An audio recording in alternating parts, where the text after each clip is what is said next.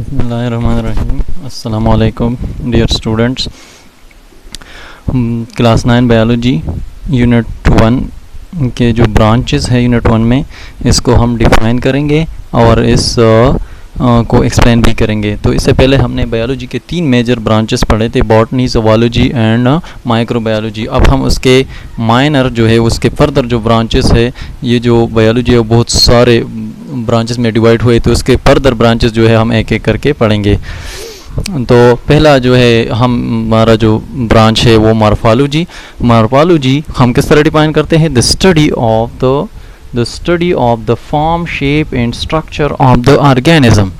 मतलब कि ऑर्गेनिज्म जो प्लांट है या एनिमल है, इसको जो हम एक्सटर्नल स्ट्रक्चर है, उसका फॉर्म है, उसका शेप है और इसका स्ट्रक्चर है, उसकी स्टडी को हम मॉर्फोलॉजी कहते हैं। जिस तरह हमने पिछले वीडियो में स्ट्रक्चर का डिफिनीशन पढ़ा है, बायोलॉजी में स्ट्रक्चर क्या है?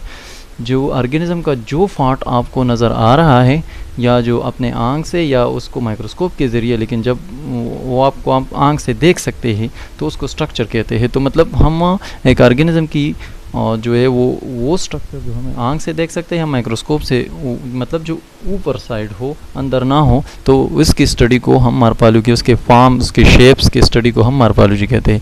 दूसरा जो है वो अनाटमी है, तो वो मॉर्फोलॉजी के बिल्कुल बरक्स है, मतलब अपोजिट है। जिस तरह मॉर्फोलॉजी एक्सटर्नल स्टडी के फॉर्म शेप्स को, तो अनाटमी जो है the study of the internal structure of organisms.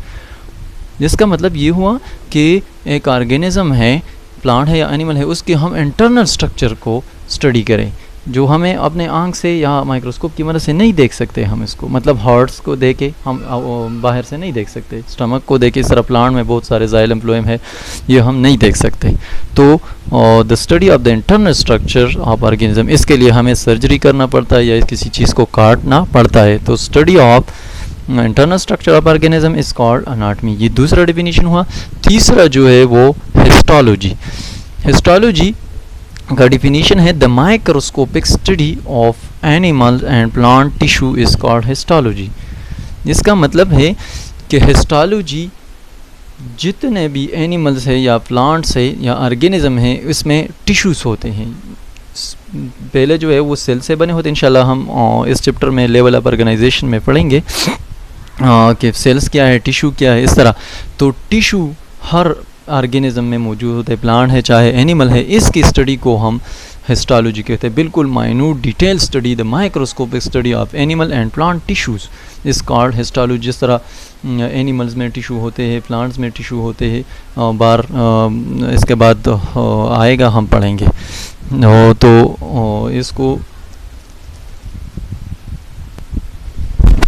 तो इसको हम बाद में पढ़ेंगे।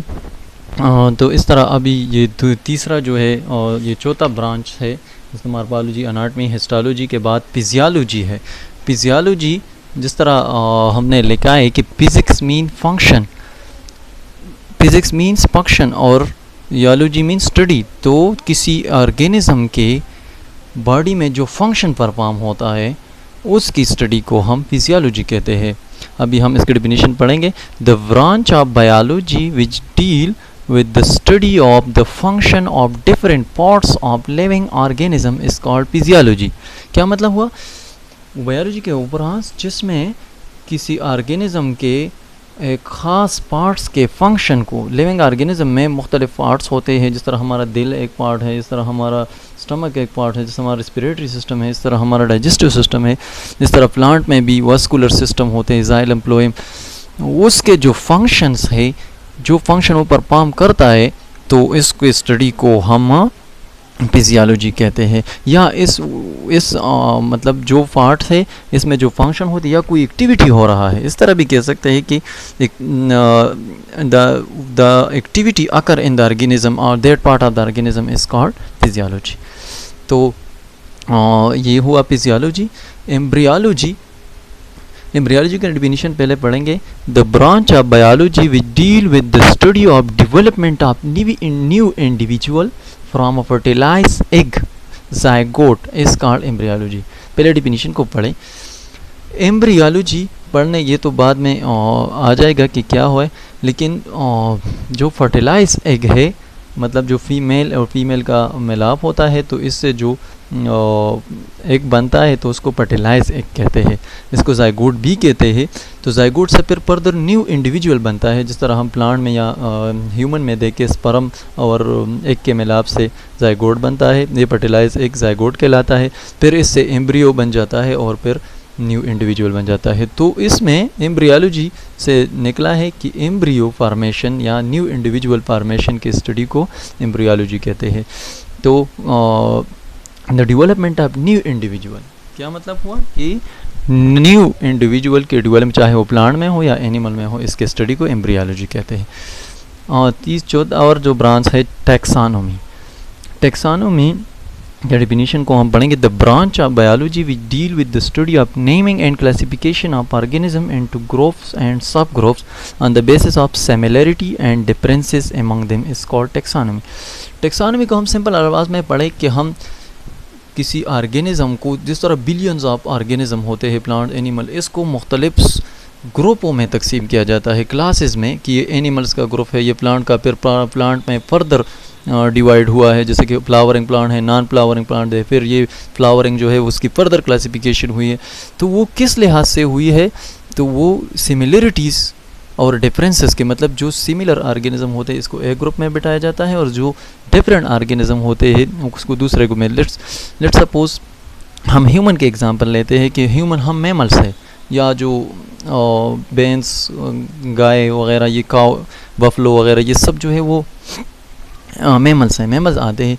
तो वो और ऑर्गेनिज्म के, और जो एनिमल्स है, जो मतलब बर्ड्स है या रेप्टाइल्स हैं, इससे अलग क्यों रखा गया, मतलब उसका जो शेप है या साइज़ है या उसके जो फंक्शन है वो डिफरेंट है दूसरे ऑर्गेनिज्म से। तो इसी वजह से इसको अलग ग्रुप में, इसकी वजह क्या है, टैक्सोनॉमी की क्लासिफिकेशन की, ये आसानी के लिए होता है। जब हम ऑर्गेनिज्म को मुख्तलिफ क्लासेस में, ग्रुप्स में डिवाइड करते हैं तो उसकी स्टडी में आसानी हो। तो टैक्सोनॉमी में क्या हुआ कि क्लासिफिकेशन, कि हम ऑर्गेनिजम्स को उसके ग्रुप्स में, सब ग्रुप में डिवाइड करते हैं, क्लासीफाई करते हैं ताकि स्टडी में आसानी हो। तो इसकी स्टडी को टैक्सोनॉमी